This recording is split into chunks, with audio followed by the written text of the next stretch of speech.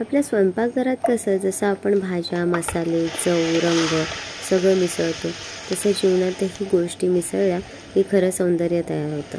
म्हणूनच आज तुमच्या स्क्रीनवर डिश तयार होत राहील आणि तुमच्या कानात मी शब्दांची एक छोटीशी मेजवानी वाढवणार आहे. पोटासाठी जेवण आणि मनासाठी काही शब्द. आता तुम्ही म्हणाल, हे काय नवीन रेसिपी व्हिडिओला काय सांगणार आहेस? तर मी तुम्हाला काही पुस्तकाची पानं वाचून दाखवणार. पुस्तकाचा काय संबंध असं वाटू शकतं तुम्हाला, पण मला वाटतं मनाचं अन्न आणि पोटाचं अन्न दोन्ही एकत्र मिळालं तर चव दुप्पट होते. हातात कढई, डोळ्यासमोर मसाले आणि कानात शब्दांचा सुगंध, यापेक्षा भारी कॉम्बिनेशन काही आहे का? मला तरी सध्या दिसत नाही. तर चला, आज जेवढं दिसतंय तेवढंच नाही, जे ऐकू येतंय तेही अनुभवायचं आहे. सुरुवात करूया.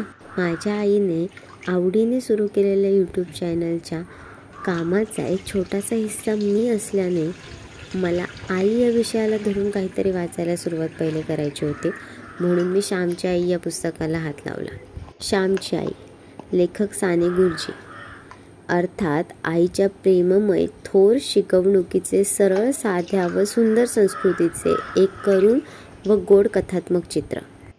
आपल्या कोकणात पालगड या गावी साने गुरुजींचे वडील सदाशिवराव राहत होते. त्या ठिकाणी खोताचे काम ते करीत असत. खोताचे घराणे साधारणतः वैभवसंपन्न व श्रीमंत समजले जाते व त्यांच्या आजोबांच्या वेळची परिस्थिती तशी होतीही. पण सदाशिवरावांच्या वेळेपासून मात्र घराण्याची आर्थिक स्थिती घसरत गेली. ती इतकी की सदाशिवरावांचे घरदारही जप्तीत नाहीसे झाले. अशा रीतीने बडे घर पण पोकळवासा झालेल्या या घराण्यात 24 डिसेंबर 1899 रोजी गुरुजींचा जन्म झाला. गुरुजींच्या आईचे नाव यशोदा होते. लहानपणापासून गुरुजींचे आपल्या आईवर अतोनात प्रेम होते. श्यामची आई या पुस्तकात त्यांनी आपल्या आईच्या साऱ्या आठवणी सांगितल्या आहेत. त्यांच्या आईने त्यांच्या बालमनावर जे विविध संस्कार केले त्यातूनच गुरुजींचा जीवन विकास झाला. सर्वांभोवती प्रेम करण्याचा धडा साने गुरुजींना त्यांच्या आईनेच दिला.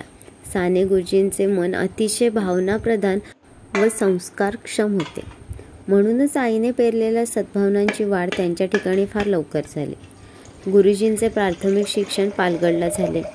प्राथमिक शिक्षण झाल्यानंतर पुढील शिक्षणाचा प्रश्न उद्भवला. पुण्यास त्यांच्या मामाकडे त्यांना ठेवण्यात आले. पण त्यांना पुण्यास राहावे ना. पुण्याहून पुन्हा ते आपल्या घरी पालगडला आले आणि दापोलीच्या मिशनच्या शाळेत शिक्षणासाठी जाऊन राहिले. शाळेमध्ये हुशार विद्यार्थी म्हणून ते चमकू लागले. मराठी व संस्कृत या विषयात त्यांचा हातखंडा होता. कविता करण्याचा नाद त्यांना होता. कवी म्हणून शाळेत त्यांची कीर्ती पसरली. गुरुजींचे पाठांतर जबरदस्त होते. नवनीतातील विविध वेचे त्यांना तोंडपाठ येत होते. प्राकृत पुराणादी पोथांचे त्यांनी वाचन केलेले होते. घरातील दारिद्र्य दिवसेंदिवस वाढतच होते. गुरुजींच्या थोरल्या भावाने नोकरी धरली होती व गुरुजींना सुद्धा आता आपण वडिलांच्यावर अवलंबून राहू नये असे वाटू लागले होते. म्हणून त्यांनी शिक्षणासाठी कुठेतरी दूर जाण्याचा निश्चय केला. एका मित्राने त्यांना सांगितले की औंध संस्थानात जा, तेथे गरीब विद्यार्थ्यांस मोफत अन्न मिळते. त्यानुसार गुरुजी औंध संस्थानात येऊन राहिले.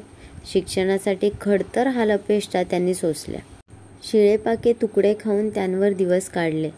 कधी काकडी खाऊन तर कधी ओळखीच्या गिरणीवाल्यांकडून मिळणाऱ्या पिठावर आपली गुजराण केली. पण त्यांनी ज्ञानोपासना सोडली नाही. गुरुजींच्या दुर्दैवाने तेथे प्लेग सुरू झाला. औंधचे शिक्षण अर्धवट सोडून गुरुजी परत घरी पालगड येथे आले.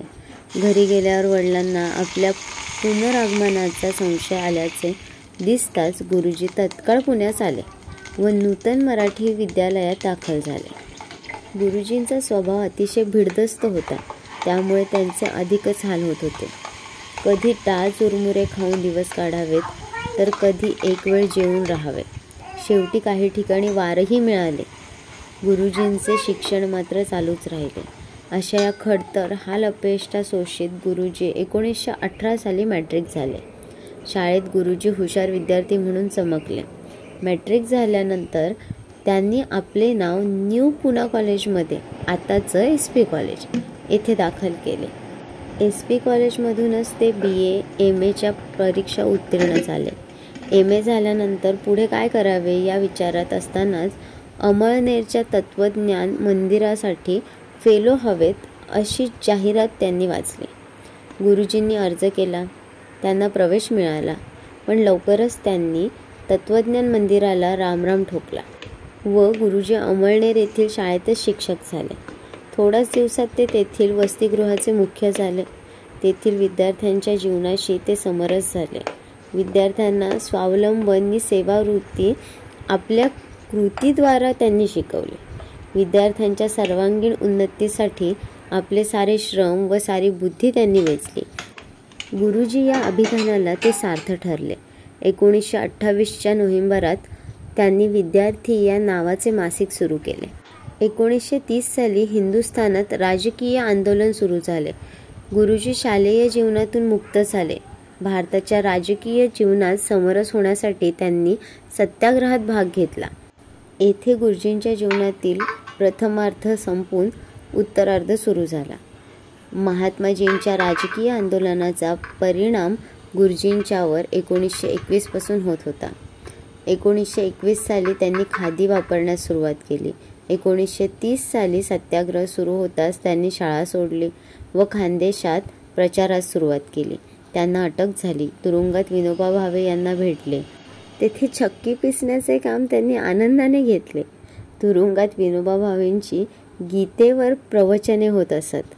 गुरुजी ते प्रवचने अत्यंत लक्षपूर्वक ऐकत. विनोबाजींच्यावर गुरुजींची अतिशय श्रद्धा बसली.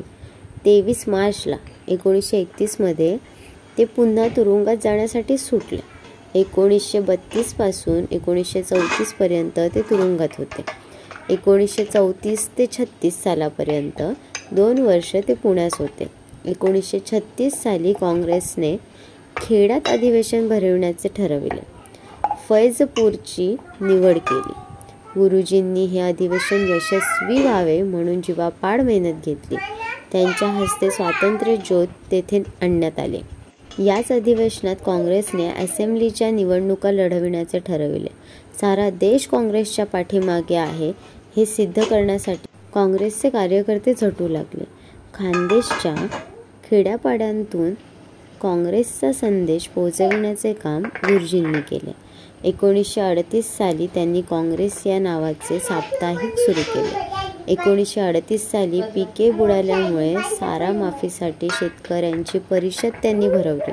महायुद्ध 1939 साली सुरू झाल्यानंतर देशातील घडामोडी प्रचंड वेगाने घडून येऊ लागल्या. देशात असंतोषाचे वारे वाहू लागले होते. 1942चा लढा सुरू होईपर्यंत ते तुरुंगातच होते. 10 ऑगस्टला त्यांना सोडवण्यात आले. चळवळ जोराने फोफावत होती.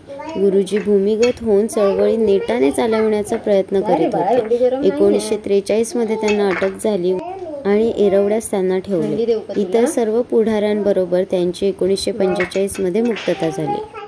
गुरुजींनी आमरण उपोषण केली. पांडुरंगाचे दर्शन सर्वांना घेता येऊ लागले. भारतात अनेक वाटाघाटी होऊन अखेर फाळणी होऊन स्वातंत्र्य सूर्य उगवला. स्वातंत्र्य प्राप्त झाले, पण देशात सर्वत्र दंगे व कत्तली यांना ऊत आला होता. 1948 साली 15 ऑगस्टला त्यांनी साधना साप्ताहिक सुरू केले. त्यातून ते आपले समाजवादी विचार मांडत असत. गुरुजींनी विपुल वाङ्मय लिहिले आहेत.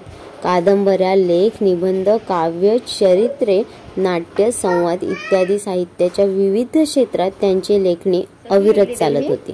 त्यांच्या वाङ्मयातून कळकळ, स्नेह, प्रेम इत्यादी गोष्टीचा वर्षाव झाला होता.